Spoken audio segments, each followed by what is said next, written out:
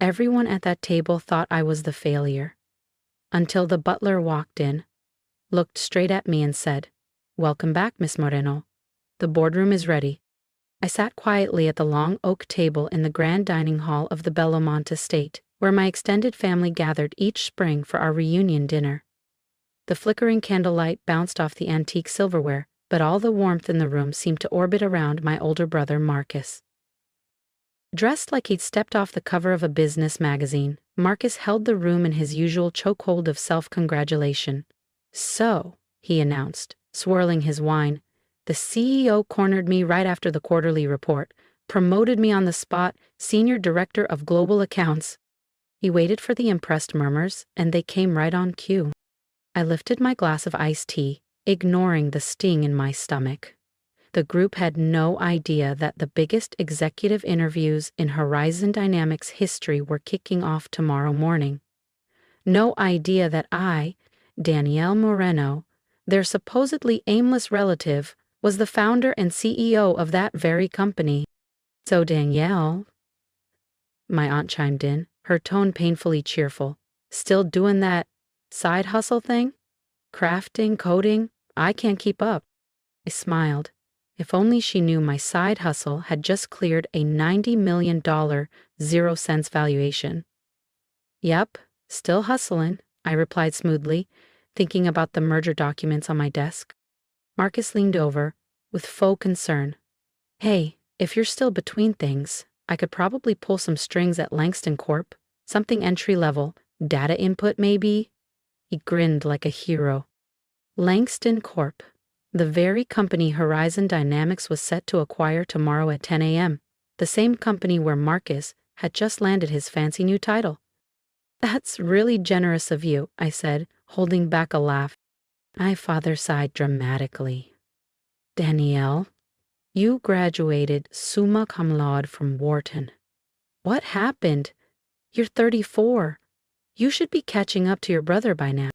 I just nodded, my fingers tracing the rim of my glass. He didn't know Forbes had just named me one of 2024's 40 under 40 in tech leadership. And tomorrow morning, Marcus would walk into Horizon's headquarters, unaware that the nobody he just offered a pity job to would be waiting on the other side of the table as his new boss. The article had used the exact photo I preferred, back turned to the lens, my face in soft shadow. Few people knew what the elusive founder of Horizon Dynamics actually looked like. That was intentional. I'd built an empire from behind the curtain, and I liked it that way. "Remember when we were kids?" Marcus's voice oozed with that same smug nostalgia he always used when he thought he'd won. "You always said you'd run your own company one day." "Wild, huh?" "Wilder than you know," I thought, folding my napkin in my lap. Aunt Rita, always eager to help in the worst ways, chimed in. "You know, Danielle, I have a friend with a tax prep business. Maybe she could use someone to help with forms, data entry, that sort of thing." "Thanks, Aunt Rita," I said with a polite nod, nudging my untouched creme brulee aside. "But I'm doing just fine." "Fine," Marcus chuckled. "Danielle, you rent a tiny flat, drive a 10-year-old Civic, and you're what, freelancing? Meanwhile, I just wrapped the biggest deal in Langston Corp's history. Tomorrow's going to be a game changer." If only he knew. The deal Marcus was bragging about was actually the final phase of a hostile acquisition. Langston Corp had been bleeding money for 2 years. My team at Horizon had been buying its debt and equity through proxy firms since last spring. Tomorrow wasn't a merger, it was a takeover. The contract he was so proud of? Finalized by his assistant. I'd watched the entire process unfold through anonymous video feeds. Not once did anyone question the silent observer in the background. "That's wonderful, Marcus," I said evenly. "I'm sure tomorrow will be transformative." He raised his glass to himself. "To success. Some of us were just born for it." Our father smiled at him like he'd just cured cancer.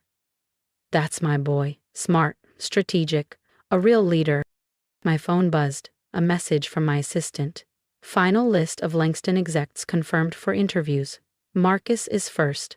9 o'clock IMing sharp." "Excuse me," I said, rising smoothly. I have to take this. My mother sighed. Still taking those late-night customer service shifts? I stepped into the quiet corridor of the Bellamont Country Club. The marble floors echoed under my heels as I checked the message again. Everything was in place, and tomorrow morning, Marcus would sit across from me, interviewing for a job.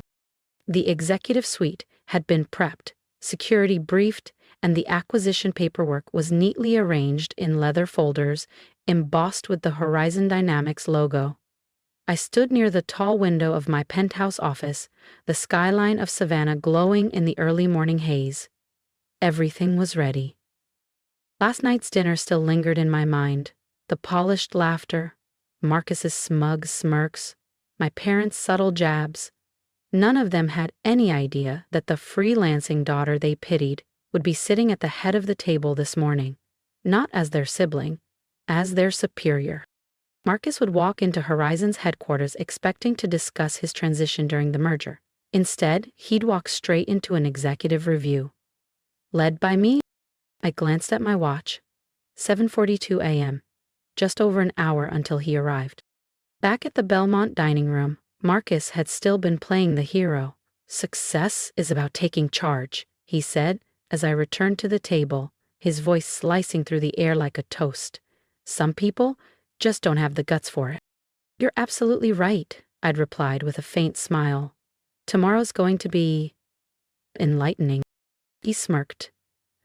"Ah, finally considering that assistant role I mentioned?" "Something like that," I said, raising my water glass. "To new beginnings."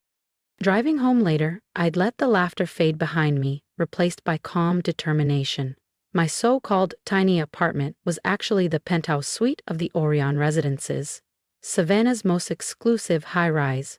The vintage Porsche I parked in the underground garage, paid in full the same week I secured the final stake in Langston Corp. As I reviewed the documents one last time that night, the irony nearly made me laugh. I had built Horizon Dynamics from a borrowed laptop and a rented co-working desk. Now it spanned multiple continents, and today it would absorb the very company that made my brother feel powerful. The next morning, I stepped into my private elevator, the gold key card clicking smoothly into place. The numbers lit up: 30, 31, 32. Top floor, executive boardroom. I adjusted my blazer in the mirrored walls. Today wasn't about revenge. It was about recognition. And the moment Marcus sat across from me, resume in hand, I'd give him exactly what he thought I lacked: power, control, and clarity. Only this time I'd be the one making the offer, if I decided he was worth keeping. I stood in the corner office of Horizon Dynamics headquarters, watching the Savannah skyline bathe in golden morning light. The glass walls reflected someone far removed from the so-called failure my family thought they knew. A woman in a precisely cut steel and Marlowe suit. A woman in control. "Good morning, Ms. Moreno," my assistant Casey said as I stepped out of the elevator. "The Langston Corp executives are waiting in the main conference room. Your brother arrived 15 minutes early." Of course he did. Marcus always had to be first, always had to dominate the room before anyone else arrived. "How many times has he mentioned his new title?" I asked. Casey tapped her tablet, barely suppressing a smile. 8 times. Also referenced the Langston-Anderson partnership 4 separate times. I smoothed my blazer, glancing once at my reflection in the brushed steel wall. "And security?" "All in place, phones and devices collected, no leaks." "Good," I said, inhaling deeply. "Let's not keep them waiting." The Horizon boardroom wasn't just designed for meetings. It was built for moments like this. Floor-to-ceiling windows framed the skyline. Every chair was positioned with intention, the kind of space that made you feel either very big or very small. As we approached, Marcus's voice drifted into the hallway. "And once the merger finalizes, I'm confident I'll have direct oversight of all global accounts. Frankly, I wouldn't be surprised if Horizon offers me a seat on their board." We pushed open the door. Silence hit like a wave. Marcus, halfway through what had to be another one of his humble brags, turned toward the entrance. His confident expression faltered as confusion swept over him. "Danielle?" He blinked. What are you doing here? I stepped forward without missing a beat, placed my briefcase at the head of the table, and met every eye in the room. Good morning, everyone. Apologies for the delay. Casey began handing out the acquisition packets. There must be a mistake, Marcus said sharply. This is a confidential strategy session. We're here to meet with Horizon's CEO about the merger. I calmly opened my folder. Correct. I'm Danielle Moreno, founder and CEO of Horizon Dynamics. I let the silence hang for a beat. Now, Marcus. About that merger. If you've enjoyed watching the quiet rise before the reveal, don't forget to subscribe, because the real power play is just beginning. The silence that followed was complete. Marcus had gone ghost pale, his designer suit suddenly looking more like armor cracked in battle. Around the table, the Langston Corp executives flipped through their folders in stunned disbelief. Just yesterday, they'd dismissed me as some underqualified consultant. Now realization was dawning fast, and painfully.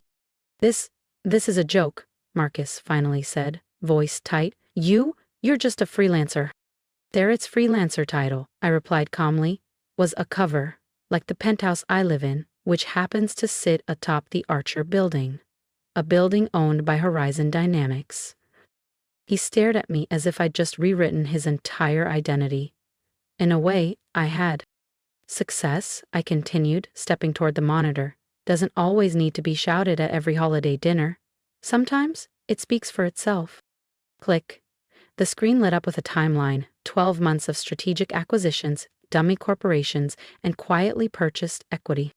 This isn't a merger, it's an acquisition. Horizon now owns 51% of Langston Corp, all through subsidiary buys completed over the past year. Marcus's expression twisted. Shock gave way to rage. You let me brag last night, while you were planning this behind my back. While I watched you take credit for your assistant's work. While you built your title off your team's labor and charity golf invites, I said, never raising my voice. Several executives exchanged looks. They'd suspected, some had even tried to speak up, but no one challenged Marcus. Until now. As of 9:00 a.m. today, Langston is officially a Horizon subsidiary. Effective immediately, the executive structure will be reviewed. Marcus shot to his feet, knocking his chair back. You can't do this. I'm senior director. Your position is being eliminated, I interrupted, along with a handful of roles we've identified as non-contributive. However, I turned to the rest of the room. Most operational staff will remain. Horizon rewards results, not resume inflation. What followed was a blur of legal signatures and stunned silence. One by one, the executives left the room, until only Marcus remained. He stood by the window, the city sprawling below him, his shoulders slumped. Why? He whispered. Why didn't you tell me? I gathered my papers with quiet precision. Would you have believed me? He turned, eyes red, voice breaking. Every holiday, every reunion, every time you said you were doing fine, you were building all this? I looked him dead in the eye. Yes. While you were too busy performing success, I was busy earning it. You offered me an entry-level position, I said, snapping my briefcase shut with a quiet, final click. As if you were doing me a favor. I looked Marcus dead in the eye. Consider this a lesson in humility. Success isn't about who brags the loudest at a family gathering. He opened his mouth to respond, but before a word escaped, my phone buzzed. I didn't have to check to know who it was. Mom and Dad lit up the screen like clockwork. His phone had probably started lighting up too, now that security had returned everyone's devices. I answered on speaker. Hello? Danielle? Mom's voice cracked, high and shrill. Tell me this isn't true. Tell me you haven't been lying to us all these years. I never lied, I said calmly, adjusting my blazer. You just never asked the right questions. You were too busy applauding Marcus to notice what I was building. But we tried to help, she insisted. We offered to help you find a real job. I was busy building a billion-dollar company, I said simply. I allowed myself a rare smile. Though I'll admit, watching Marcus offer me an entry-level role at a company I was about to acquire, that was pretty entertaining. There was a long silence. Then finally, my father's voice broke through. Lower, slower. Why didn't you ever tell us? I looked over at Marcus, still frozen near the window like a man trying to process the end of a dream. Then back at the phone.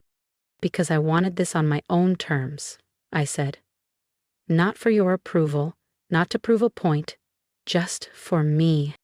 I ended the call. As I reached the door, I turned one last time.